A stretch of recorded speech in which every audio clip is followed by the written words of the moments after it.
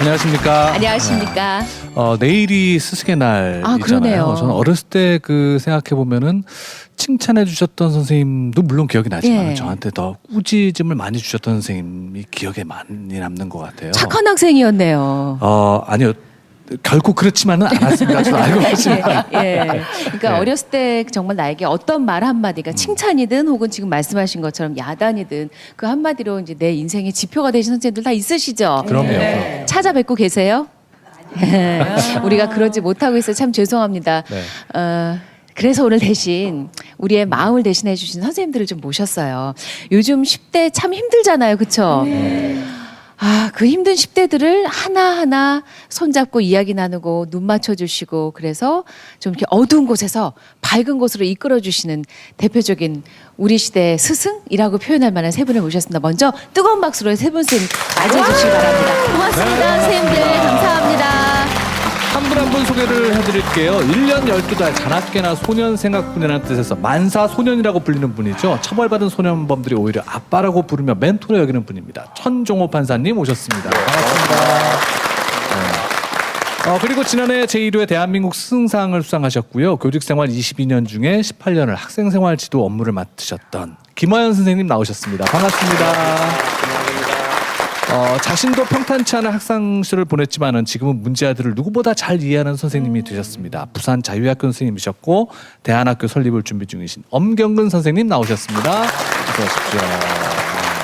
고맙습니다. 고맙습니다. 네. 그 판사님 선생님이라고 불러도 괜찮아요? 네, 아무 때나 하신 대로 부르시면 됩니다. 예, 판사님은요 실은 그 소년범들을 워낙 자상하게 대해주시기도 하고 또 엄하게 대해주시고 하고 그래서 별명이 무척 많으시죠? 예, 맞습니다. 제가 들은 건 호통대장. 호통대장. 또 뭐 있으세요? 바보. 그다음에 음한 처분을 많이 한다고 해서 천시포. 시포 처분. 예. 네. 아니 근데 있습니다. 꾸지람을 들어온 학생들한테 호통을 치시면은 굉장히 무서우신 분이라는 그렇죠. 말씀 아니에요? 예. 얼굴 하나도 안 무서우세요. 제 별명이 또 그 두 얼굴의 사나이라는 별명이 있습니다. 그래서 법정에서 만난 아이들은요, 그 교사, 그다음에 수사기관 관계자, 학부모 누구도 무서워하지 않습니다. 예. 법정에서 재판을 하는 소년부 판사를 가장 무서워합니다. 또 사건을 하는 그 시간이 적기 때문에 아이들에게 조금이라도 터닝 포인트를 주기 위해서 호통을 칩니다. 그래서 그 시간을 아이들한테 제압하지 못하면 그 되도록일 수 없는 시간이 돼버리는 거죠. 그래서 이제 제가 호통을 치고 이유 있는 호통을 치시는군요. 네. 그 뭐 죄에 대해서 호통을 치기보다는 인생을 바로 살아라 예. 는 취지에서 호통을 치고 있습니다. 네, 네. 저는 처음 뵀는데요. 호통이 잘 안 어울리실 것 같아요. 한번 들어보실래요? 만약에 이제 좀 정신 좀 차려라 이러면 뭐라고 하세요? 법정에서? 그거는 이제 상황에 다릅니다. 자기 자신의 인생을 보지 못할 경우에 제가 호통을 치죠. 어떤 아이가 폭력성이 있는 아이인데 여러 번 죄를 저질렀습니다. 그런데도 자기가 이제 태권도를 잘한다고 태권도 사범이 되겠다고 그렇게 하더라고요. 그래서 제가 그때는 호통을 칩니다. 태권도 기술이 중요한 것이 아니고 네 마음 수련부터 먼저 해야지만이 너한테 수련을 받는 아이들이 심성이라든지 인성 교육이 제대로 될 거 아니냐 그런 식으로 해서 호통을 치고 있습니다. 그러시군요. 지금 그 법정 얘기를 하니까 그 표정이 조금 나오시네요. 그러게요. 옆에 계신 김하연 선생님은 반대로 별명이 귀털도사입니다. 예, 귀털 도사님. 머털 도사가 아닌 깃털 도사네. 깃털 도사. 귀에 털이. 예, 귀에 털도 있고 이제 또 제가 평상시 복장이 이 복장이 아니고 양복은 한 1년에 한 2번 입고 거의 이제 생활 한복을 주로 많이 입습니다. 그러다 보니까 그래서 도사. 이제 애들 눈에는 생활 한복이 좀 특이한 거. 신비하게 보이나 봐요. 예. 그리고 이제 또 뭐 찐덕이 한 번 걸리면은 지를 빼놓으니까요. 아니 근데 선생님 표정 인상은 참 푸근하셔서 전혀 그럴 것 같지 않아요, 선생님. 조금 썰렁합니다. 많이 좀 썰렁하고 애들 이제 개가 한다고 하면은 여름에도 그 에어컨이 필요 없어요. 내 한마디만 하면 모든 교실 싸늘하게 그러니까 저는 막 밤새도록 연구해가지고 한마디 했는데 예? 애들 발음은 전혀 안 해요. 살라미. 그래서 주로 이제 몸으로 부딪히는 거죠, 그냥. 예. 말로 안 되고 이제 점점 나이 먹어가니까 소통도 잘 안 되고 예. 제 마음은 14세인데 애들은 전혀 인정을 안 해주니까 그냥 같이 뛰고 노는 거에 이제 거의 뭐 애들하고 소통할 수 있는 방법들. 예. 그 말씀만 들어도 아이들하고 가까워지시려는 그 노력이 선생님의 노력이 잘 보입니다. 아, 목소리 예. 자체에서 그러게요. 선생님 진짜 푸근함이 느껴져요. 네. 선생님 목소리에서요. 예. 원래 알고 보면 상당히 부드러운 남자. 호통대장님 그리고 귀털도사님 모셨고요. 그러면 엄경훈 선생님 별명도 궁금해요. 네. 제 별명은 살모사 선생님. 참 그 부분이 참 너무 마음 아파요. 이게 외모지상주의, 왜 얼굴로만 판단을 하는지. 정말 따뜻한 사람인데 네. 여리고 감성적이고 그림 그리거든요. 네. 그림 그리고 참 감성적인 사람인데 그냥 첫 인상만 보고 눈이 이렇게 푹 들어가고 찢어져 있다 보니까 그게 이제 처음에 와가지고 이제 담임 인계 받을 때 담임 선생님이다 하면 애들 인상이 저 사람하고 어떻게 학교 생활을 해야 되냐. 되게 이제 추억하는 애들이 쌤 처음 봤을 때 장난 아니었어요. 우리 학교 왔을 때 저 쌤만 조심하자. 저는 그냥 가만히 있었어요. 안녕 이렇게 했는데 그걸 저보고 살모사 쌤이라고 지금. 살모사. 그럼 선생님은 어떤 별명을 갖고 싶으세요? 살모사 말고. 천사. 사는 산데 거리는 좀 머네요. 아무튼 오늘 예, 여기 판사님이 나오셨으니까 우리 판사님이 어떤 분인지 황 박사님 좀 네, 제가 알아보셨죠? 꼭 죄송합니다. 판사님을 제가 조사를 했습니다. 판사님은요, 그 1994년 사법고시에 합격을 하시고요. 올해 17년째 법정에서 오신 그런 소년부 판사로서 예, 계속 3년간 6천 명의 지금 청소년들을 만났습니다. 사실 이 소년부 재판이라는 건요, 모든 판사님들이 좋아하시는 게 아니에요. 천정호 판사님도 애 1년만 하다가 아이들의 그 눈을 보고 아이들의 환경을 보고 거기에 발목을 잡혀서 지금 이렇게 판사님을 하시고 계시고요. 법정 안에서는 호통, 그리고 네. 바깥에서는 인자한 아버지, 두 얼굴의 사나이 버럭 천정호 판사님이십니다. 네. 판사님께서는 실제로 법정에서 소년범들에게 어머니 아버지 사랑합니다. 네. 10번 외쳐라 이런 걸 시키신다면서요? 네. 이 비행 소년들 가족을 보면요, 대부분이 결손 가정이 많습니다. 또 이 아이들은 그 집에서 생활하기보다는 바깥 가출 생활에 익숙해져 있고요. 그러다 보니까 이제 법정에서 재판을 받는다고 하면 가족들이 옹기종기 모입니다. 이혼했던 어머니도 오시고 아빠도 오시고 또 할머니 할아버지도 오시고 친척들도 오십니다. 그리고 재판을 마치고 나면 또 뿔뿔이 흩어지거든요. 그러니까 이 법정이 참으로 소중한 가족 관계 회복의 시간이 되고요. 그동안 엄마한테 보고 싶은 엄마한테 말 한마디 못했던 이런 응어리가 있기 때문에 그 아이로 하여금 먼저 어머니 죄송합니다. 또 사랑합니다. 감사합니다. 이런 말을 하게 합니다. 그렇게 하게 함으로써 가족관계 회복의 출발점에 서게 만들려고 노력하는 거죠. 근데 대부분- 다른 데서도 아니고요. 예. 진짜 우리가 일반적으로도 부모님이 계셔도 옆에 계셔도 사랑합니다 소리 참 하기 힘들고 그게 안 나오거든요. 예. 근데 다른 데도 아니고 법정 그 안에서 어머님 아버님 사랑합니다 이 소리는 진짜 하기 힘들 텐데 그럼 그렇죠. 어떻게 예. 쉽지 않을 것 같아요. 합니까 그럼 아이들이? 합니다. 그 보통 이제 제가 4년째 재판을 하고 있기 때문에 법정에서 어떻게 한다는 소문이 나서 예. 미리 준비하고 오는 오는 친구들도 애들도 있어요? 있고요. 예. 전혀 정보도 없이 오는 애들도 있거든요. 그런 정보 없이 오는 애들이 오히려 진심이 담겨 있을 가능성이 높습니다. 한국 사람이 특히 부모님 사랑합니다, 감사합니다 말을 잘 못하잖아요. 예. 근데 법정이라는 공간이 굉장히 그 무대 같은 분위기를 줍니다. 판사님이 강제로 그다음에 시키고 그다음에 꿇어 앉아서 있고요. 주위에 이제 참여하시는 저희 법원 직원들, 그다음 관계자들이 딱 지켜보고 있으니까 퍼포먼스가 되는 거죠. 그런 상황에서 이제 한 번으로 끝나는 것이 아니고 꼭 10번 반복하게 합니다. 그 반복하는 이유는요. 한 번, 두 번 해가지고는 아이들이 마음속에 안 들어갑니다. 그 소리가. 그래서 이제 10번 하게 되면 대부분의 경우 아이들이 4-5번 정도 하게 되면 속에서 진심이 묻어 나옵니다. 주저주저 하는 아이들도요. 어느 순간에 막 눈물을 흘리고 예, 터뜨립니다. 자기 감정의 언어를 터뜨리면 그것을 보고 있는 부모님들도 가만히 있을 수가 가슴이 없죠. 찢어지지. 그래서 이제 같이 부둥켜 안고 울고 그 저희 법정이 울음바다라는 예, 그런 별명도 있습니다.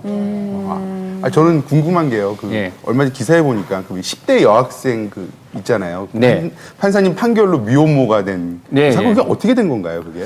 그러니까 여자 아이들이 주로 이제 가출을 하게 되면요, 생활비를 마련하기 위해서 이제 성매매를 하거나 가출 패배에 속해서 친구들하고 이제 또 성관계도 합니다. 그러다 보면 이제 비행은 늘어나는데 그 소년원 가기 싫고 그런 상황에서 우연히 이제 임신을 하게 되잖아요. 그러면 이제 아이들이 법정에 올 때까지 낙태를 안 하고 오는 경우가 있습니다. 예, 임신한 아이들을 보살필 수 있는 시설이 소년원에 없거든요. 그래서 이제 그동안은 제가 3년 동안 재판하면서 그 10여 명의 아이들을 임신한 상태에서 돌려보냈습니다. 그 중에 뭐 낙태한 아이도 있고 출산 아이도 있는데요. 최근에 기사가 난 그 아이는 네. 성폭행 당했다고 거짓말하면서 낙태하겠다고까지 밝혔거든요. 그런 사정에 제가 이제 돌려보내면 그 제가 불법 낙태를 묵인하는 꼴이 되는 거고, 그렇다고 해서 소년원에 보내게 되면 원치 않는 미혼모를 만드는 것이 되는 거죠. 걔 아빠라면 제가 그것을 원치 않을 거 아닙니까? 그렇지만 또 제가 법관의 마음으로서 그럴 수 없고, 그 아이 때문에 제가 한 달 가량을 밤잠을 설치하면서 어떤 그 판결이 좋을까를 예, 고민을 했습니다. 그렇지만 최종적으로 제가 법관의 신분에 있고요, 법관의 양심을 쫓아서 이제 그 아이를 소년원에 보내게 된 거죠.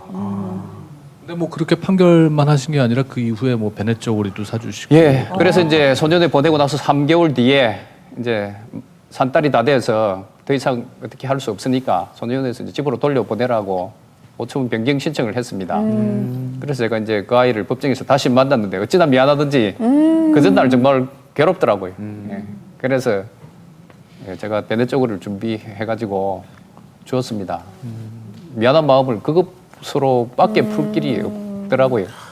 예, 그 다음날 또 그래서 또 안 돼서 그 아이하고 그 아이 아빠를 제가 법원 근처로 오시라고 해서 식사도 대접했고요.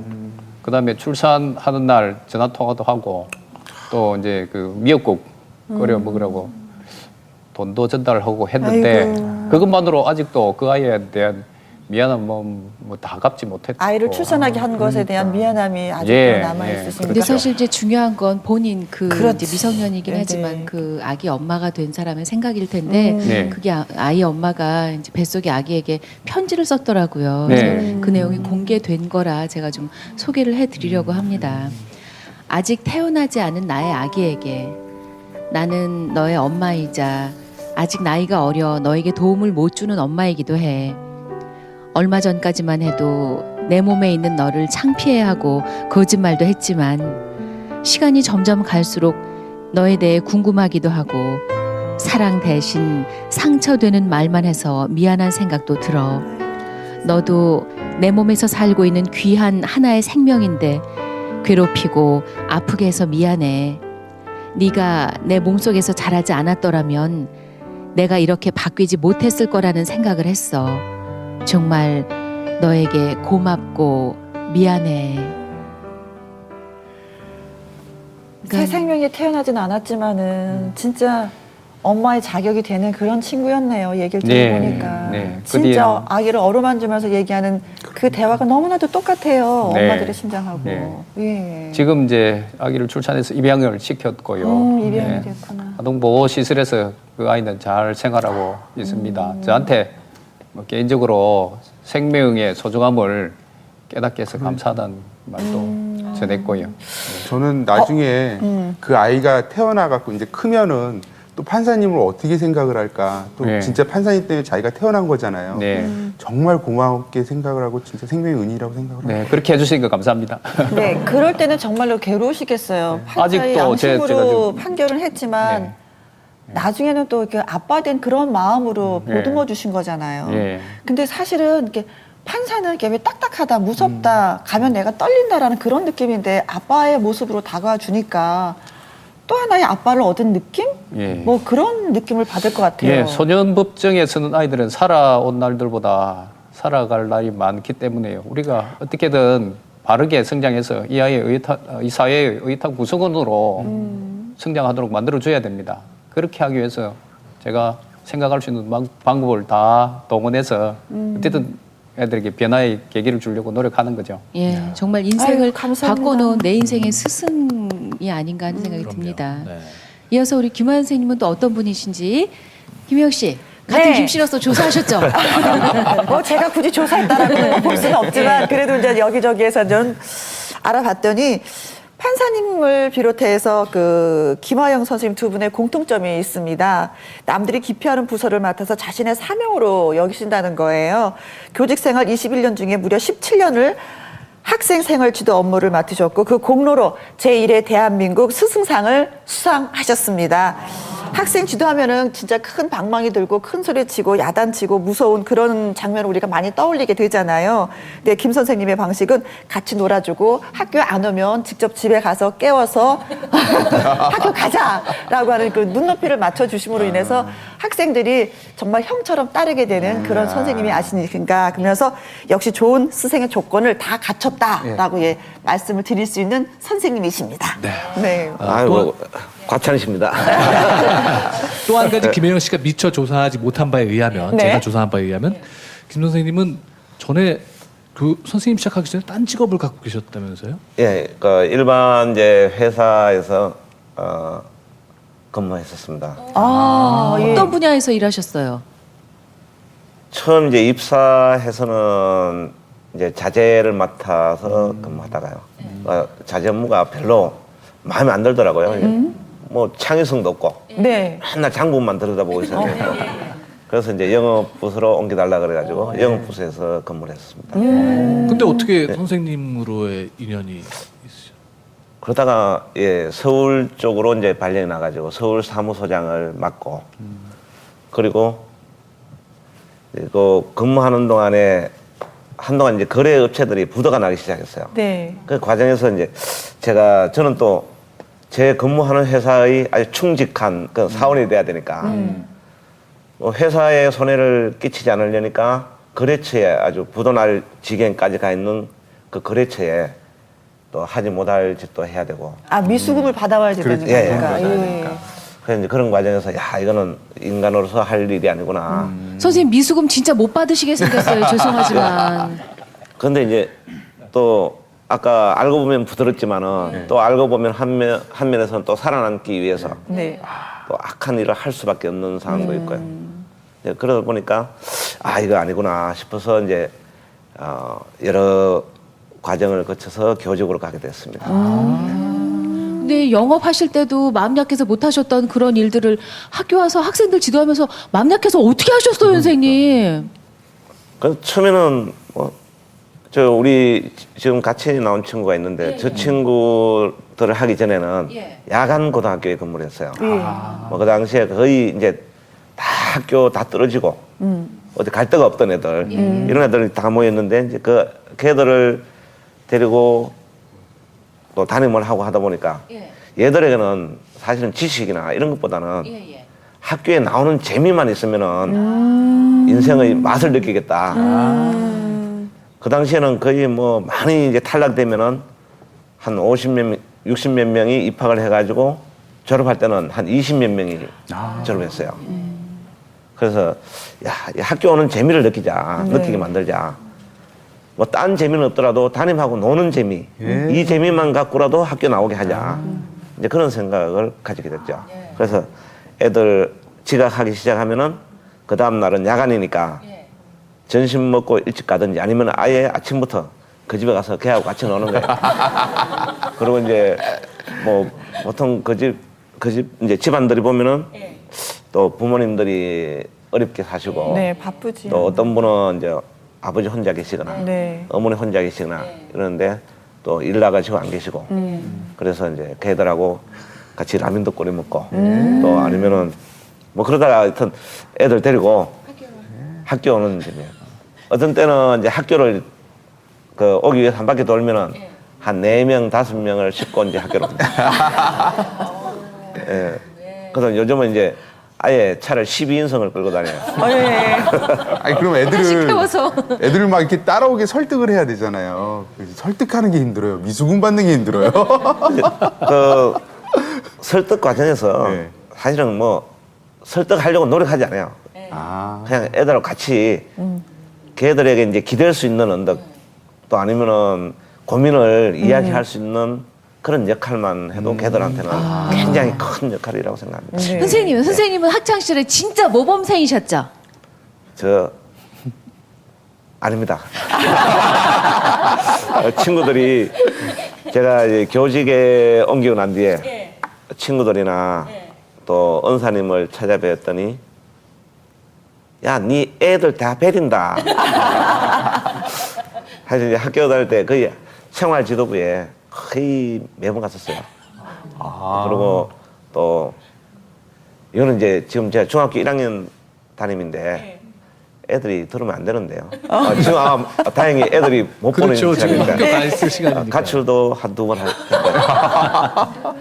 거예요. 오늘 방송 출연한다고 우리 아버님께만 말씀을 드렸어요. 그 당시 아버님 그 속도 많이 섞이고 네. 가출을 이제 했는데 저는 제주도 거의 못 찾게 뭐 아주 멀리로 가출했었어요. 네, 그런 경험도 있었고 또 아버님하고 이게 진로에 대해서 아버님은 판검사 아니면 군수 뭐 예전에 뭐 그런 걸 바라시는데 옆에 저는- 판사님 계시는데. 판사 별로 안 좋아했거든요. 지금 이제 판사님을 보니까 또 전번에 판사님 TV에서 한번 봤어요. 재판하는 광경. 그걸 보고 야 판사를 할 걸. 뭐 안 될 가능성이 더 많았겠지만 머리가 나빠가지고. 그래서 이제 저는 또 엔지니어가 되고 싶었고. 그랬었는데 아무튼 그런 이제 갈등 때문에 가출도 하게 되고 뭐 여러 그런 갈등들이 많았습니다. 그러다가 이제 지금 교직 생활을 하게 되니까 제일 좋아하셨던 분이 아버님이세요. 선생님 진짜 뒤늦게 죄송한데 다시 보기라는 것이 있어서 학생들이 지금은 못 보지만 나중에 또 볼 수가 있는데 제 생각에는 좋은 교훈이 될 것 같아요. 선생님도 힘드셨지만 방황하셨지만 지금 선생님이 되셨잖아요. 네, 선생님의 지금 모습을 보니까 제주도로 가출을 했어도 본인이 알아서 그냥 모셨을 것 같아요. 한 일주일 정도 제주도에 있었는데 그 돈을 이제 초등학교 때부터 저금했던 돈을 다 털어서 갔어요.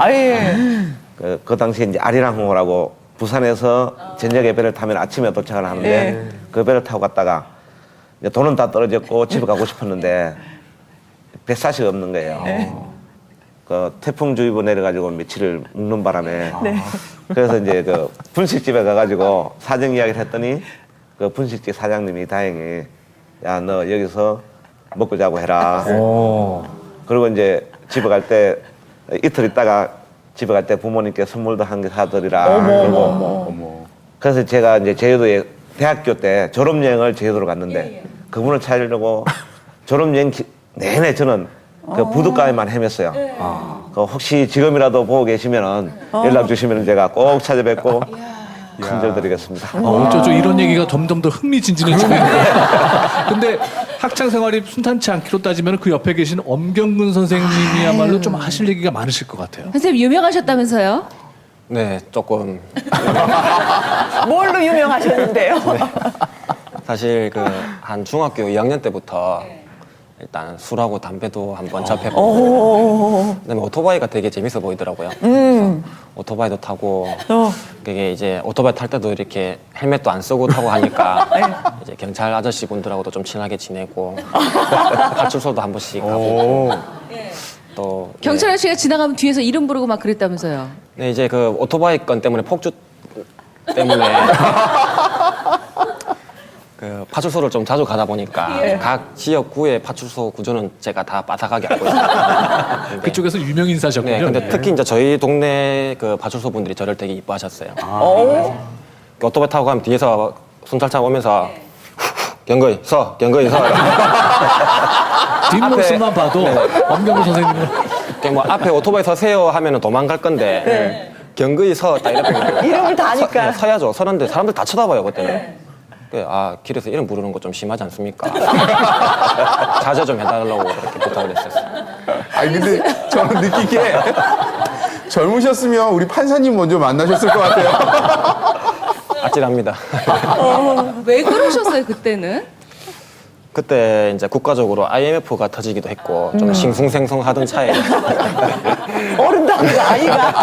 하던 차에 되게 이제 담배 피고 이런 모습들이 되게 멋있어 보이고 어른스러워 보이고 네, 또 남들이 이제 공부로는 인정을 못 받으니까 그때 이제 그 반에 뭐 담배 피는 애들 몇 명 있으면 되게 좀 우쭐거렸어요. 그게 그게 멋있는 줄 알고 제일 큰 착각이 그건 것 같아요. 멋있는 줄 알았어요. 그게. 그러면 기억나는 가장 큰 사고는 뭐였습니까?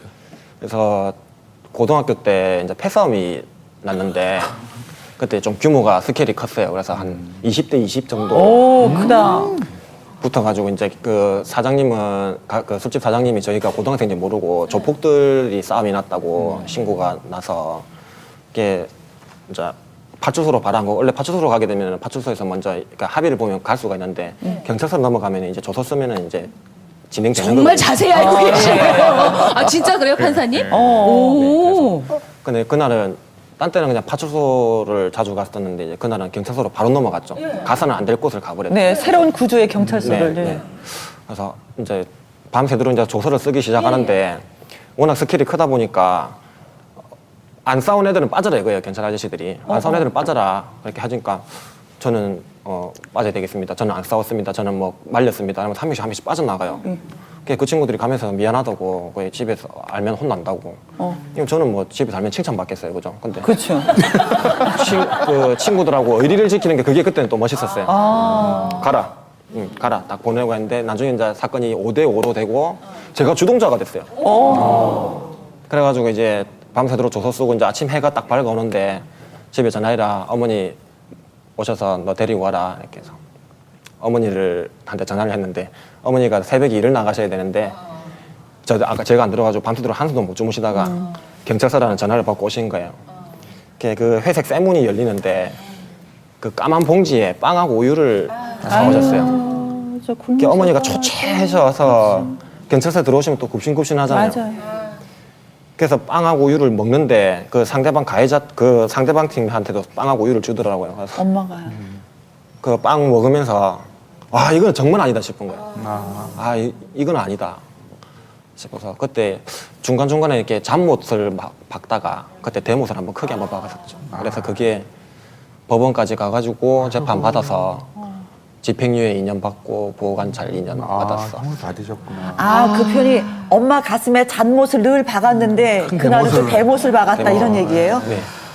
그러니까 어찌 보면 판사님, 그러니까 예. 어머님의 그 빵과 우유가 아들을 비롯한 여러 친구들을 구제하신 거네요. 예, 지금 선생님 얘기를 들으면서 제가 주로 만난 아이들이 대부분이 결손 가정이거든요. 저 정도라도 부모님께서 매달리고 붙들고 계시면 언젠간 아이들이 돌아옵니다. 그때까지 기다려 주셔야 되는데 못 기다리니까 이제 아이들이 점점점 범죄 세계로 들어가게 되는 거죠. 그럼 엄 선생님께서는 그렇게 어머님께서 정말 이렇게 기다려주시고 늘 어머니께서 지켜주시고 또 선생님을 이렇게 바꿔놓은 선생님이 계시다면서요. 네. 그래서 제가 초등학교 때부터 또래 애들보다 그림을 좀 잘 그렸었어요. 만화도 그리고 그렇게 했는데 중학교 3학년 때 한번 제가 만화책을 애들 주인공을 해서 만화책을 만들었었는데 그거를 누가 보다가 수업 시간에 보다가 뺏겨서 담임쌤한테 넘어갔는데 그 만화를 그렸다는 이유로 되게 혼났어요. 맞았어요, 막. 왜요? 만화가 내용이 어떤 거였는데요? 정말 순수한 내용. 중학교 때 그린 만화는 그럼 혹시 그냥 제목은 뭐였어요? 중학교 때 그린 만화는 그냥 검객이라는 만화였어요. 검객. 그냥 칼싸움하고 건전한 만화였어요. 근데 왜 이게 그림을 그리는 게 왜 혼날 일인가 조금 했었는데 고등학교 올라가서 그때는 이제 좀 만화 스케일이 이제 제목이 큰형님. 이제 조폭들의 세계를 그리기 시작했어요. 온갖 욕설이 난무하고 선정적이고 어떻게 이게 고등학생이 그렸을까 할 정도로. 근데 그런 소토리가 이제 애들한테 인기가 있으니까. 그래서 그때 리플 문화가 애들 보여주면 애들 밑에 재밌다고 막 리플 달고 막 그랬어요. 네, 그 재미에 또 그리는 거죠. 네. 근데 그게 뺏겨버린 거예요. 그거는 절대 뺏겨서는 안 되는 건데. 그래서 이제 그 중학교 때 혼났던 그 트라우마가 와 죽었다 그랬는데 담임쌤이 되게 무서우셨거든요. 담임쌤 손에 결국엔 그 만화책이 넘어갔어요. 그게 들어오시더만 일을 마치고 미술실로 내려와 하시는 거예요. 와 죽었다 해가지고 내려가니까 미술실도 캄캄해요. 막 하얀 석고상들도 이제 그날따라 무섭고 그게 막 그림 아그리빠 그리는 줄리앙이 막 네네. 내려다보고. 막 그림 그리는 막 그런 공간이도 하지만 1대1로 불려가면 무섭지. 네, 두 발로 갔다가 네 발로 나오는 근데 이제 선생님이 하는 말이 이 미술 한번 안 해볼래 하시는 거예요. 그림 보면서. 혼날 줄만 알았던 네. 상황이었어요. 이게 이해했죠. 근데 정말 제가 알았어요. 저는 제가 그림을 잘 그린 줄 알았는데 미술을 하려면 어떻게 해야 될지도 몰랐고 또 그때는 이제 제가 실업계 고등학교라서 앞으로에 대한 뭐 미래나 꿈이나 아무것도 없었어요. 대학을 갈 수 있을지 뭐 잘 해야 어디 공장에 취직할까 그 생각만 하고 있었는데 미술 한번 안 할래 4년제 대학도 갈 수 있고 이 열심히 하면 미술 선생님도 될 수 있다 이렇게 하시는 거예요. 아, 실력이 있었구나. 네, 그래서 와 이게 무슨 갑자기 뜬금없는 말인데 머리에 종이 땡 쳤어요. 미술 선생님이란 말에 할게요. 그러니까. 그러면 내일부터 당장 당구장 가지 마.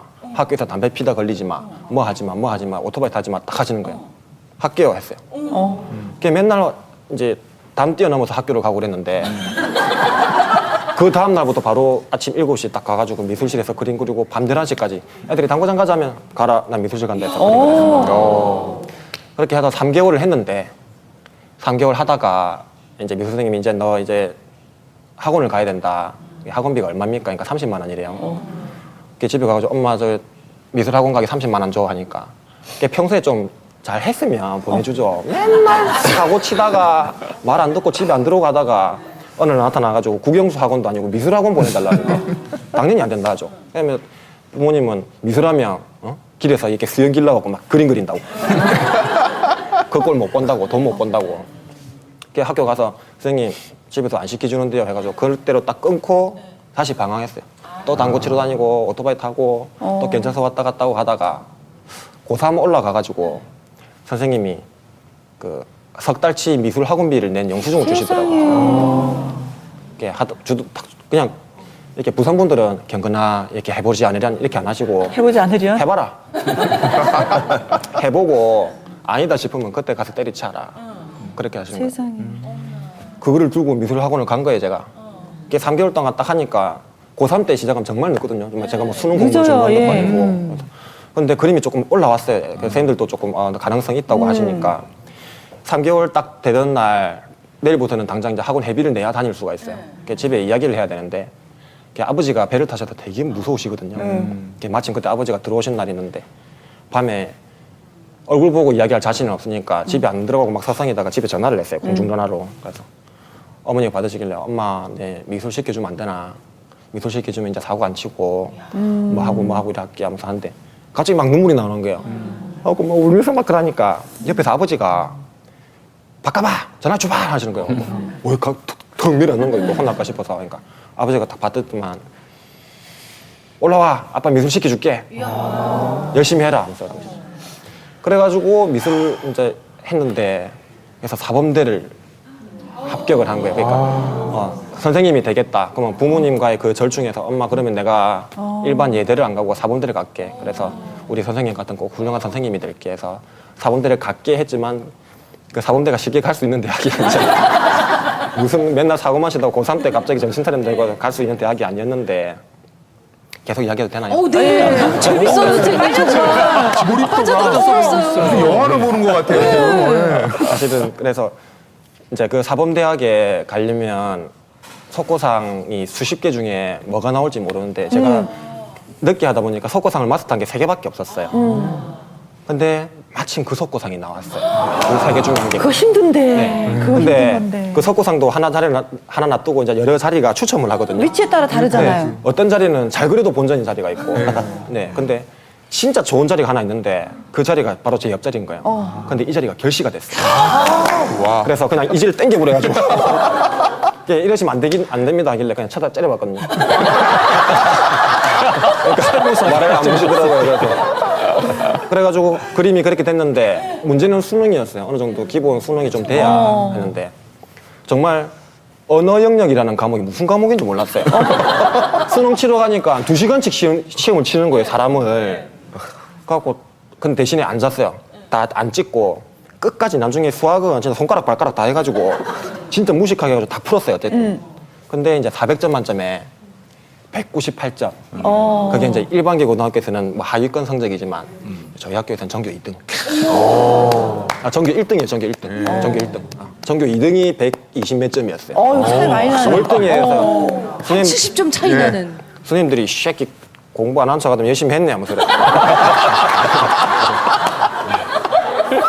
그래가지고 수능 성적은 많이 떨어졌는데 그림이 이제 A++이 나오다 보니까 사범대 합격증이 탁 나온 거예요. 졸업식 하던 날 플래카드 걸리고 어머님 우시고 아버님 네. 그게 이제 그 순간부터 저는 모범생이 되고 제 주위에 사고 치던 친구들도 착한 학생들이 되고 야, 정말 드라마. 학교 2013 그 후 이야기 뭐 이런 것 같아요. 선생님 그럼 오늘 그 선생님께 스승의 날 내일이니까 그러게요. 당연히 영상 그래요. 편지를 한번 띄우셔야만 할 것 같아요. 네. 인사 말씀하세요. 네, 저쪽 보시고. 아 선생님 오늘 이 자리에 제가 나올 게 아니고 선생님이 나오셨어야 되는데 제가 주제넘게 여기 나와서 선생님 이야기를 하는데 선생님이 저한테 주신 사랑 그리고 제 동기들 우리 선생님 제자들한테 주신 사랑 제가 또 나머지 학생들한테 제 제자들한테 내리 사랑으로 그렇게 평생 보답하면서 살겠습니다. 선생님 고맙습니다. 네, 그 선생님이 보시면 또 얼마나 기뻐하실런지요. 네. 근데 천정호 판사님은 판사님이셔서 이런 질문 드려도 되는지 모르겠어요. 예.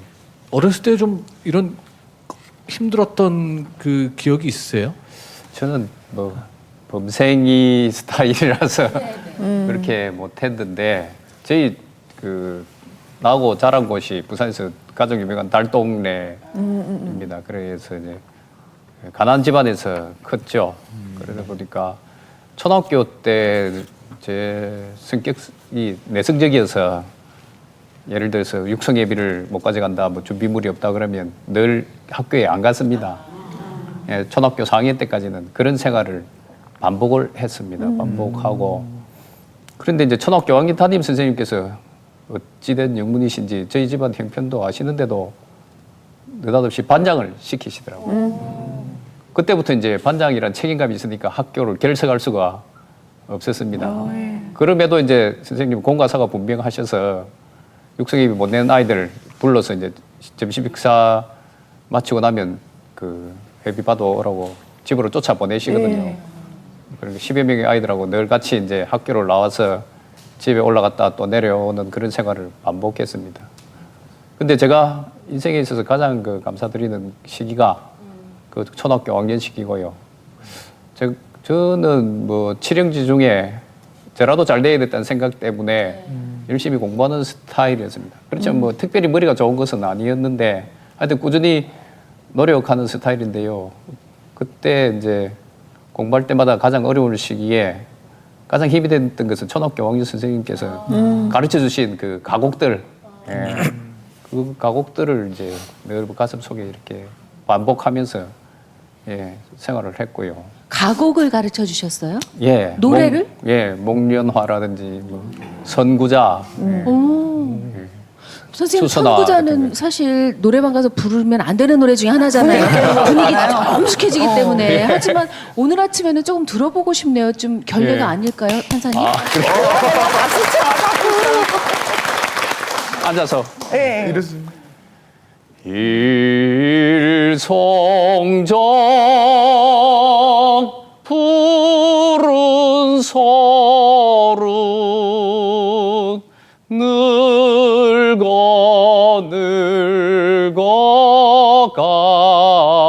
가서도 한 줄기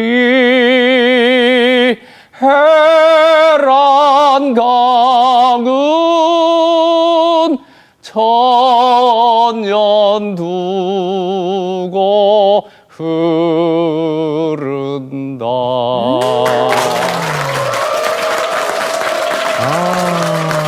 좋습니다. 아주 그때 철도 많이 들고, 예, 아이고 이제 학교 생활도 제대로 하고 공부도 좀 해야 되겠다. 그래서 제가 이제 판사가 되고 나서 한 4, 5년째쯤 돼서 그 선생님께 전화를 드렸습니다. 한번 찾아뵈려고. 근데 저를 모르시는 것 같아가지고.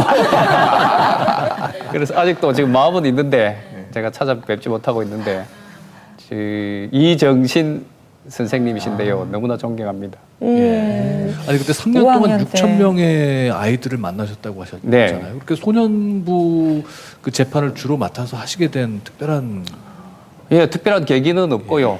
부산 고등법원 마치고 이제 창원지방법원으로 가게 됐는데 거기 가보니까 소년 사건을 해라는 겁니다. 예, 제가 그 전에 이미 가사 사건을 4년 6개월간에 한 경험이 있기 때문에 소년 사건 특성을 어느 정도 알고 있었습니다. 가장 중요한 것은 뭐니 해도 이제 결손 과정을 예, 어떻게 보완해 줘서 이 아이들에게 꿈을 주느냐 울타리를 주느냐 하는 문제인데요. 선진국과는 달리 저희 사법체제라든지 이 복지체제가 비행소년들을 보살필 대안 과정은 이제 마련해 두지 못하고 있었거든요. 그래서 그것 없이 그냥 1년만 마치고 갈 수도 있습니다. 소년 판사님들이 대부분이 겪는 트라우마가 6개월 정도 하면 이 마음이 너무 아파가지고 더 이상 못 하십니다. 왜냐하면 국가에서 뭔가 복지시설을 제공해 주시고 그 아이들을 보낼 수 있어야 되는데 그런 시설 없이 그냥 사회로 내보내면 그런 아이들은 결손 가정 아이들이 대부분이기 때문에 다시 재비행해 오고요. 그렇게 되면 결국 소년 가고 소년 간 아이들은 다시 이제 김천 교도소, 소년교도소에 가게 되는 그러다가 성인범죄로 가거든요. 그러니까 어릴 때일수록 우리가 빨리 울타리를 만들어가지고 비행을 끊어줘야 되는데 그런 제독 장치가 없으니까 판사님들로서는 무기력함을 느끼고 빨리 벗어나려고 하는데 제가 그렇게 하게 된 것은 아까 말씀드렸지만 어린 시절에 가난하게 컸고 그것이 이제 과부 사정은 과부가 잘한다고. 네, 맞아요. 예. 그래서 제가 계속을 하게 됐던 거죠. 아, 그러셨군요. 정말 세 분의 말씀을 공통적으로 들어보니까 선생님들을 이끌어주신 선생님들이 계셨고 또 그래서 정말 판사로서 또 교사로서 선생님 역할을 하고 계시다는 건데 그 선생님들이 활동하시면서 느꼈던 점들을 저희가 준비를 좀 해봤어요. 정리를. 뭐 말씀하시기를 문제아는 뭐 없다. 기본적으로는 없지만은 예. 그런 상황들이 어떤 상황들인지 보겠습니다. 첫 번째는 라면 먹고 학교 가자. 김환 김환 선생님. 선생님. 예, 아까 잠시 이야기했지만은 우리 그 당시에 이제 처음 교직에 들어서서 그 당시 학생들이 대부분이 가정적으로 어려움이 많고 또 결손 가정 학생들이고 그러다 보니까 모든 생활이 의욕이 없어요. 뭐 적극성도 없고 자존감도 없고. 그래서 이제 얘들하고 같이 생활할 수 있는 방법이 뭘까? 일단은 같이 공감대가 형성돼야 되니까. 그래서 이제 어떤 때는 라면을 사가지고 같이 가서 끓여 먹고. 네. 또 어떤 경우는 이제 저희 집으로 이제 애들을 불러가지고 아예 그 찜통에다가 라면을 끓이는데 이 라면이 완전 불어터가지고 떡같이 되는데 그것도 애들이 먹으면서 그렇게 좋아해요. 그래서 이제 정말 내가 할 수 있는 방법이 물론 학교에서 수업도 열심히 해야 되겠지만 얘들에게는 나하고 같이 어울려 살 수 있는 그런 느낌 또 나를 인정해 주는 사람이 있구나 하는 그런 느낌들을 좀 심어줘야 되겠다. 이제 그런 생각을 했습니다. 물론 이런 생활을 하는 데는 이제 우리 선배 선생님들이 저에게 많은 조언을 했어요. 원래 제가 이제 학교 초기에는 폭력 교사였어요. 요즘 같으면 벌써 이제 뭐 구속감이죠, 구속감. 선생님이요? 교사의 자격이 있는 것이 아니라, 예. 제가 보기에는 별로 그렇게 안 보일 것 같은데, 마포에 보면 철길, 뚝방길이 있어요. 예. 철길이 있는데, 지금은 철거돼갖고 지하로 갔지만은, 90년대 초에는 거의 몽둥이 하나 들고 철길에서 서 있는 사람이 이제 저였어요. 또 그때는 그런 것도 조금 용인되기도 했고, 또 이제 학생들끼리 패싸움도 많이 일어나고, 그랬었는데 이제 그 선생님들 중에 이제 퇴직하신 우리 교감 선생님이 한 분 계신데 장모 교감 선생님이신데요. 이제 그 교감 선생님이 제 교직 신분을 지켜주는데 굉장히 많은 노력을 해주셨습니다. 아유, 고마우셔라. 그래서 이제 그분의 영향도 많이 받고 또 이제 지금 북한산에서 이제 수행을 하고 계시는 한 분이 계시는데요. 이제 그분이 어머니처럼 이렇게 선임이신데 예. 그분이 이제 항상 제 멘토 역할도 하고 또 제가 이제 고민이 있을 때 또 어려움이 있을 때 찾아가서 네. 그 말씀드리면 또 방향을 일러주시고 아까 선생님 별명이 뭐 네. 찐득이라 그러셨는데 이제는 알겠네요. 근데 네. 선생님 찐득하게 학생들을 옆에서 이렇게 학생들이 학교에 오지 않아서 라면을 들고 이렇게 집을 방문을 하면은 선생님 어서 오세요. 선생님을 기다리고 있었습니다. 이런 학생들은 별로 없었을 것 아니 같은데. 그래서 저희가 그 학생을 모셨어요 여기. 그래요? 김필만 학생 모셨습니다. 저기 우리 그 같이 온 학생은 예. 이제 그때 그 당시 초기 학생은 아니고 어. 이제 제가 이제 좀 노련해진 시기입니다. 예. 약간 이제 노련해진 시기고 이제 고등학교 야간에 있다가 이제 중학교로 옮겼을 때 그때 처음 중학교에서 담임을 2년째 되던 해에 직접 담임을 들어볼까요? 했던 예. 네. 선생님 진짜 어떤 데리러 분이셨어요? 오셨어요? 선생님 데리러 오셨어요 진짜? 아, 예전에 그 중학교 2학년 때 이제 전학을 오게 됐거든요. 이제 체육대학생을 이제 그만두고 공부를 이제 처음 시작하는데 공부하는 법도 모르고 이래가지고 이제 시험을 쳤는데 전교에서 꼴등해서 2번째를 한 거예요. 근데 다행인 거는 꼴등을 안 했다는데 일단 꼴등은 안 했고요. 그밖에 한 명이 있어줬네요. 네, 그 친구한테 너무 고마운데 네. 이름이 잘 기억이 안 나요. 네. 근데 그런 상태에서 이제 좀 성적을 올려 보려고 이제 학원에도 이렇게 전전을 해봤는데 물론 아버지랑 같이 갔어요. 근데 그 학원마다 아버지께서 이렇게 굽신굽신 거리면서 돈 주고 공부하는 건데 아무데도 안 받아주는 거예요. 왜 안 받아줘요? 아니 뭐 분위기를 흐린다고 이 학생이 전교 꼴등해서 그래도 2번째를 하는데 꼴등해서. 예. 그래가지고 너무 답답했고 막 되게 막 좌절감이 들고 학교에는 되게 나가기도 싫고 공부는 물론 더더욱 하기 싫었고요. 점수가 안 나오는데. 그런 상태에서 중학교 3학년 올라가는데 이게 담임 선생님을 좀 잘못 만났던 것 같아가지고 그 담임 선생님이 지금 앞에 계신 이제 김하연 선생님. 이렇게 이제 학교를 안 나가게 됐는데 그게 며칠 지나고 이제 선생님이 찾아오셨어요. 누가 문을 두들기는데 전 누군지도 모르고 열어줬다가 낭패를 봤죠. 이게 아무튼 그때부터 이제 중학교 담임 선생님이 되시면서 이제 김하연 선생님이랑 저의 그 악연 아니지 인연이 지금 이렇게 시작됐다. 근데 지금 놀라운 거는요. 지금 김필만 학생이 선생님의 뒤를 이어서 국사학과에 진학을 했는데요. 4학기 전액 장학금, 4학년 내내 전액 장학금 받으시고요. 학점이 거의 만점 가까운 학점이랍니다. 맞아요? 그런데 그 전에 이제 중학교 때 얘기를 약간 자세히 파보면 네네네. 해주세요. 사실 그 선생님께서 그렇게 데리러 오시면서 물론 처음에는 중학생이고 사춘기다 보니까 저항을 많이 했죠. 그렇지. 저항도 많이 하고 이게 외우시는 침대에서 이렇게 거예요? 잡고 안 일어나는데 이제 선생님은 이제 그걸 끌면서 근데 아까도 제가 말씀드렸다시피 상대를 잘못 만났던 것 같아요. 상대는 이제 저승사자인데 아무리 이제 진드기. 이빨이 빠졌다고 해도 호랑이는 호랑이지 않습니까? 그렇죠. 그래가지고 이제 맞으면서 이제 산송장이 돼서 이제 학교를 간 적이 있는데 그냥 맞은 게 아니고 진짜 그 표현이 좀 격하지만 오지게 맞았다고.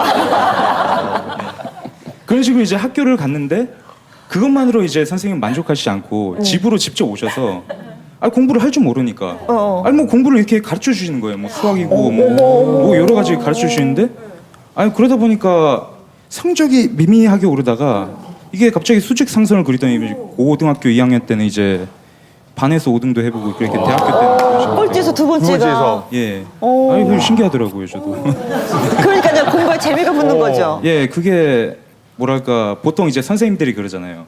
이제 희망이 없는 학생들이 있어요 주변에. 대부분 다 포기를 하시는데 아니 저 선생님은 제가 무슨 그 가능성이 있다고 저를 그렇게 포기하지 않고 이렇게 이게 잡으셨는지. 끝까지 잡으셨는지.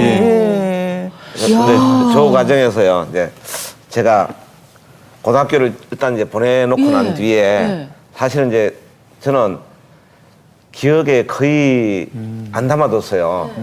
뭐 현재 있는 애들에게 관심 두는 신경 것도 매우 쓰셔야 어려우니까. 근데 어머님이 전화를 하셨어요. 애가 평균이 85점이 나왔대요. 그래서 야 이거 엄마가 엄청 뻥 때리는구나. 아니 믿으셨군요. 제가 이제 제 그 사정은 아는데 그 정말 그 이제 제가 쟤를 설득할 때 2학년 때 뒤에서 꼴찌에서 2번째니까 야, 너 그래도 밑에 하나는 있다. 그러니까 조금만 해보자. 그러면서 이제 계속 했던 건데, 고등학교 가더니 이제 조금씩 올라갔어요. 중학교 때는 성적이 쭉 이렇게 상승을 했는데, 아니 아무리 그래도 그렇지 고등학교 그게 점수하기 더 힘든데. 부분이더라고요. 그래서 평균이 85점이라 그러길래 아이고 엄마 뻥 때리고 있네 진짜. 그러고 이제 그래서 말로는 아이고 축하드립니다. 그러고 이제 또 끊었어요. 그 다음에 또 다시 전화하셨는데 평균이 90점 가까이 됐다는 거예요. 뻥 좀 때리지 마시라고. 지금 이제 믿으실 수 있는 거죠. 전액 장학, 전액 네, 그런 장학. 이제 대학교 가서 성적이 또 얼마가 됐다고 어머니 또 전화했어요. 이제 저 친구한테는 전화가 안 왔었고, 그래서 제가 어머니가. 그러면은 이제 저 친구한테 전화를 해가지고 야, 너 성적표 떼어라. 네. 내가 검증을 해봐야 되겠다. 몇 점 맞았던가요, 성적표? 그 당시에는 올 A. A 플러스야. 어머, A 플러스야. A도 아니고. 박수 한번 이쯤에서 쳐드리겠습니다. 예. 자, 그럼 다음 사연 보겠습니다. 우리 세 분 선생님의 얘기를 듣고 있는데 260ml 운동화와 닭갈비. 이거는 네, 엄경근 이건 선생님? 네, 예. 제 이야기입니다.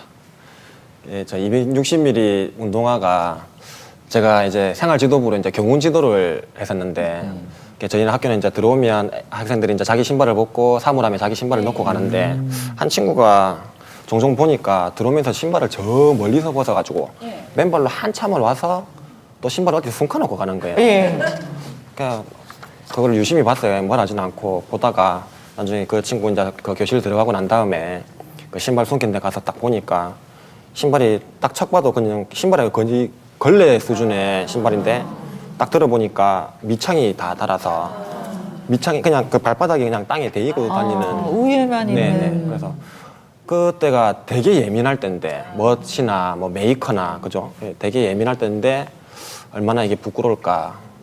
그래서 일단 그 신발을 들고 그 신발 미리를 쟀어요. 그러니까 260cm가 나오더라고요. 이게 집에 가가지고 모든 경제권은 저희 집사람이 갖고 있으니까 운동화 하나만 사주면 안 되겠냐 해서 설득을 해서 운동화를 사가지고 포장도 이쁘게 해가지고 다음날 미술실 불러서 예전에 저희 은사님이 그랬던 것처럼 터프하게 신으라.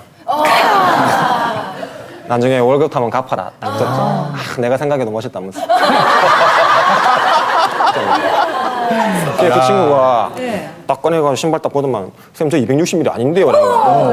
그러니까 신발이 너무 늘어나가지고 오래 신으니까 자기 발이 240이래요. 우쩌라고 내가 바꿔올까? 네가 바꿔 신으라 이랬어요. 근데 그 전에 그 애가 마음을 안 열었던 애였어요. 이렇게 되게 물어보도 그냥 단답형, 그냥 해피하고 막 그랬는데 물론 그게 물질적인 게 다가 아니었겠지만 내가 계속 니한테 수시로 생각을 하고 있다. 야, 봐봐, 니 신발 숨겨놓은 거 가가지고 내가 자로 재가지고 사왔잖아. 그러니까 자기도 조금 느끼는지 유독 저한테만 그래도 마음을 조금씩 근데 열더라고요. 닭갈비는 뭐예요, 선생님? 닭갈비는? 닭갈비 저 친구는 이제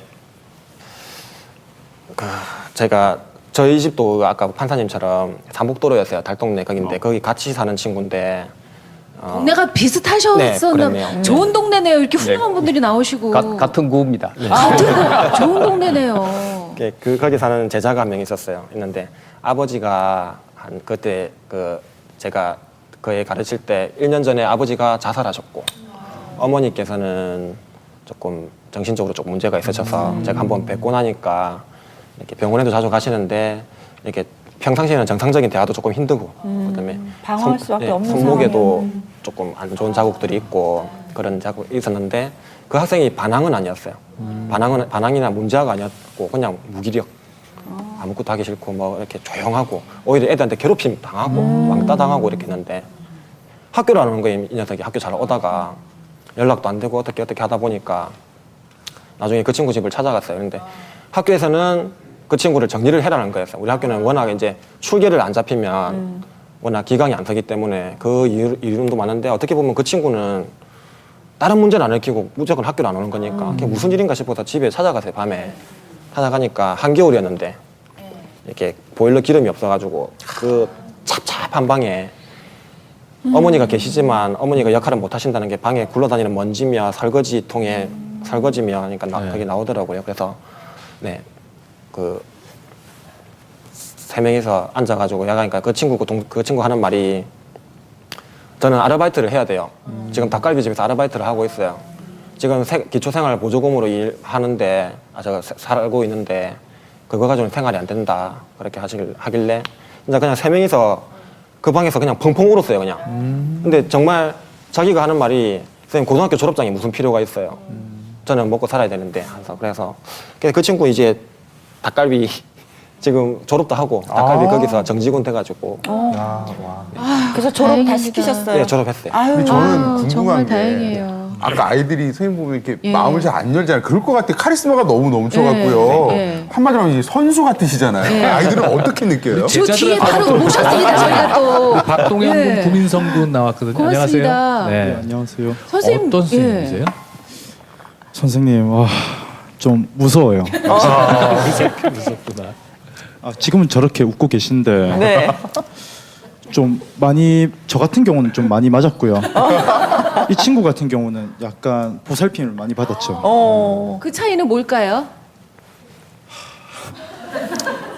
그냥 착 봐도 날 것 같아요. 이 친구는 그냥 모범적이었고 저 같은 경우는 약간 좀 반항? 방황을 했죠. 근데 그러면서 더 반발하게 되지 않아요? 선생님 그렇게 엄하게 나오시면 어떻게 마음을 잡으셨어요? 처음엔 덤벼들려고도 했죠. 반항심에. 근데 이제 바로 멱살을 잡으시더라고요. 더 세게 나가니까. 예, 웬만한 선생님께서는 이제 좀 덤벼들려고 하면 그냥 가만히 계시는데 아 그래 됐다. 다음부터 잘해라 이러시는데 선생님 같은 경우는 이제 바로 멱살 잡고 때리시려고 드니까 바로 이제 기가 죽었죠 저 같은 경우는. 아무튼 그 결과 지금 이제 4년대 대학 가셔가지고 예. 그럼 내 인생의 선생님이 엄 선생님이에요? 그렇죠. 선생님 같은 분이 이제 없으셨다면 솔직히 고등학교 졸업도 못했겠죠. 자퇴하려고 계속 이제 그랬는데 이제 선생님께서 안 된다. 무조건 고등학교는 졸업해야 된다. 그래서 이제 결국 졸업은 했는데 이제 고등학교 졸업하려 이제 할 때쯤 되니까 대학도 가야 된대요. 갑자기. 대학도 선생님 안 전략에 밀리신 거예요. 네. 속았죠 한마디. 그렇게 돼가지고 이제 지금 대학까지. 4년 대학 다니고 옆에 민성군은 훌륭하십니다. 선생님이 과거에 어떤 분이신지는 알고 있었죠?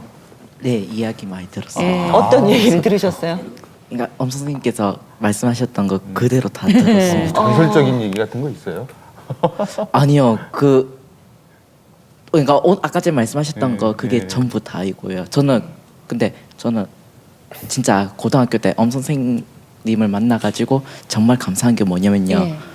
제가 초등학교 때부터 항상 이렇게 자신감이 없다 보니까 왕따로 이렇게 지내고 있었어요. 그래서 친구가 많이 없다 보니까 항상 외로웠는데 이제 항상 외로워가지고 친구가 없고 따돌림을 당하다 보니까 이렇게 전학을 이렇게 항상 많이 옮겨 다녔어요. 그래가지고 그 고등학교 때 또 실업계 고등학교니까 취업하기 위해서 학생들이 이렇게 취업을 하려고 이렇게 경쟁도 세고 또 싸움도 많이 일어나고 그렇게 하세요. 그래가지고 제가 그래갖고 고등학교에서 학교 폭력을 당했는데 그 충격이 너무 커가지고 학교를 도저히 못 다니겠더라고요. 그래가지고 자유학교라는 데를 알고 그 학교를 가서 엄 선생님을 만나신 거. 만나가지고 만나서 엄 선생님이 저를 데리고 이렇게 사람들도 많이 만나시고 또 타 방송국에도 많이 데리고 다니면서 이렇게 좀 출연도 좀 많이 하고 그랬어요. 그래가지고 자신감이 좀 얻고 나니까 네. 지금 목소리가 좀 떨리는데 감사함에 떨리는 네, 거죠. 또 용기 있게 이렇게 또 선생님이 또 같이 출연하자라고 하시니까 또 두 분 학생에도 박수를 좀 보내드리고 싶어요. 멋있습니다. 두 분 멋있어요. 자, 그러면 다음 얘기 최 판사님 네. 예, 법정에서 부른 그 남자. 아까 말씀드렸지만 법정은 소중한 시간입니다. 그래서 호통 놓치고 부모님께 사랑합니다도 하는데 아이들이 긴장되기 때문에 제가 아무리 좋은 말을 해도 기다려봐 들을 수가 없습니다. 그래서 그것보다는 좋은 식구나 연가 가사가 좋은 게 있으면 개사해서 직접 부모와 그 아이들이 함께 읽히게 합니다. 이제 그 남자라는 그 가사는 어느 때 좋으냐면 아이가 아빠한테 다가가려고 하는데 아빠가 그 마음을 몰라준다든지 부모님들이 아이한테 다가가려고 하는데 몰라줄 경우에 그 가사를 이제 개사를 해서 이제 법정에서 읽힙니다. 가장 효과가 좋은 지금 어떻게 되는 그러니까 거예요? 현빈 씨가 부른 그 남자 그 드라마 주제곡 있잖아요. 거기다가 한 아이가 그대를 사랑합니다. 여기 가사를 바꾼 거예요. 그 아이는 열심히 사랑합니다. 매일 그림자처럼 그대를 따라다니며 그 아이는 웃으며 울고 있어요. 얼마나 더 너를 이렇게 바라만 보며 혼자 이 바람 같은 사랑, 이 거지 같은 사랑 계속해야 내가 나를 사랑하겠니? 이렇게 아이가 부모에 대한 마음을 표현하는 걸로 가사를 바꾸셨어요. 네. 부모님이 펑펑 우시겠네요. 거기 노래 법정에 가사가. 참관하시는 모든 분이 다 옵니다. 이 가사를 개사해서 읽으면 실은 이제 효과가 그런 큽니다. 학생 중에 한 분을 이제 판사님께서 추천해 주셔서 모시고 나왔는데요. 서정욱 감사해요. 군. 서정욱 학생 나와주셔서. 네. 지금 딱 보면 진짜 공부 열심히 하고 계세요. 순둥이야. 예. 말썽도 좀 부리셨었던 거예요? 예. 어땠는지 얘기해 줄 수 있어요? 그냥 처음에는 막 김해 살 때는 그 막 애들 때리고 돈도 뺏고 막 방황 같은 그런 시기가 있었어요. 근데 이제 판사님 덕분에 어떻게 달라졌나요? 예, 처음에 판사님 법정에서 만났을 때는 정말 무섭고 눈도 마주칠 정도로 그랬는데 그럼 밖에서 나올 때는 판사님이 정말 따뜻한 사람이고 밥도 해주시고 이렇게 해주셔서 정말 감사한 분이라는 걸 알았어요. 그래서 지금 이제 보호 시설을 운영하고 계시는 마이크 좀 건네주세요. 그러니까 어머님이라고 어머님 역할을 부르는, 해주시는 네. 어머님이신 거죠? 네, 엄마입니다. 어떤 아들입니까? 네. 보석 같은 아들이죠. 아, 네. 어머니께 이런 아들이 몇 명 있어요? 아들이 한 10명 있습니다. 네. 그래요, 우리 종욱이 어떤 아들인지요? 정욱이는 그 중에 정말로 더 특별한 아들이고요. 저희가 그룹홈으로 제 1호거든요. 1호에서 또 제일 처음으로 심리를 받아가지고 첫 번째로 온 아이입니다. 큰 아들이네요. 네. 네. 키우면서 어떠세요? 키우면서 제가 제재하는 것들이 요구하는 것들이 너무 많아요. 정욱이에 대해서. 이게 로마에 가면 로마법을 따르는 것처럼 너는 내 아들이 돼서니까 내 식으로 따라와야 된다고 제가 굉장히 많은 것들을 강요하거든요. 그런데도 너무 착해요. 너무 힘든 거 다 압니다. 제가 다 아는데도 너무 잘 따라옵니다. 네, 지금까지. 마이크를 좀 건네주시기 네. 바랍니다. 우리 종욱 네. 학생은 지금 이제 그룹홈에서 어머니와 여러 시간을 지내고 계시는데 앞으로 꿈이 뭔지 여쭤봐도 될까요? 예. 예. 저는 제가 힘들고 어렵게 살았으니까 저도 사회복지 갖고 남들이 힘들고 어려울 때 도와주고 싶어요. 역시. 멋있어요. 오늘 나온 네 분의 학생들에게 여러분 큰 격려의 박수를 한번 보내주세요. 고맙습니다. 자, 우리 네 분의 학생도 인생의 가장 소중한 시기에 훌륭한 선생님들을 만났기 때문에 이런 자리에 올 수 있었던 게 아닌가 싶어요. 제가 방송 전에도 세 분 뵈면서 참 좋은 분들 만난다 싶었는데 방송 끝나고 나니까 달라 보여요. 이분들이 정말 얼굴에서 반짝반짝 빛이 선생님. 나십니다. 감사합니다. 스승의 날 앞두고 저희가 정말 소중한 세 분의 인생의 스승을 모셨습니다. 앞으로도 정말 뭐 해도 끝나지 않는 게 청소년 문제고 10대 문제일 것 같아요. 하지만 선생님들께만 맡겨드리는 건 아니지만 선생님들이 계셔서 정말 감사합니다. 맞습니다. 예, 세 분께 천정호 판사님 그리고 김하연 선생님, 엄경우 선생님께 감사의 박수를 전해드립니다. 네, 고맙습니다. 그런데 내일 스승의 날을 앞두고 또 전국에 계신 모든 선생님들께 감사하다는 말씀 저희가 대신 전할게요. 정말 고맙습니다. 선물 소개해드릴까요? 금성출판사 푸르넷 공부방에서 백화점 상품권, 고구려 시스템 안전 방충망에서 백화점 상품권, 마산 명산 몽고 간장에서 백화점 상품권, 장수 돌침대에서 백화점 상품권 준비해 주셨습니다. 네, 내일 수요일 아침마당 나의 두 번째 책을 찾습니다 시간입니다. 이제 지금까지 여자분들만 소개를 해드렸다면요, 남자들 언제 나오나 기다리셨던 어머님들 내일 드디어 남자분들이 소개가 됩니다. 혼자 되신 아버님 또 어머님들 내일 아침마당 나의 두 번째 책을 찾습니다. 많이 기대를 해주시기 바랍니다. 사실은 판사님처럼 선생님들처럼 그리고 마음속에 꿈을 품고 계시는 이 네 분의 젊은이들처럼 보이지 않는 곳에서 남을 위해 묵묵히 애써주시는 분들이 계시기에 우리 사회가 이만큼 돌아가고 있는 걸 압니다. 그렇습니다. 오늘 이 기회에 그런 모든 분들께 진심으로 감사하다는 말씀 전하고 싶습니다. 여러분 고맙습니다. 고맙습니다.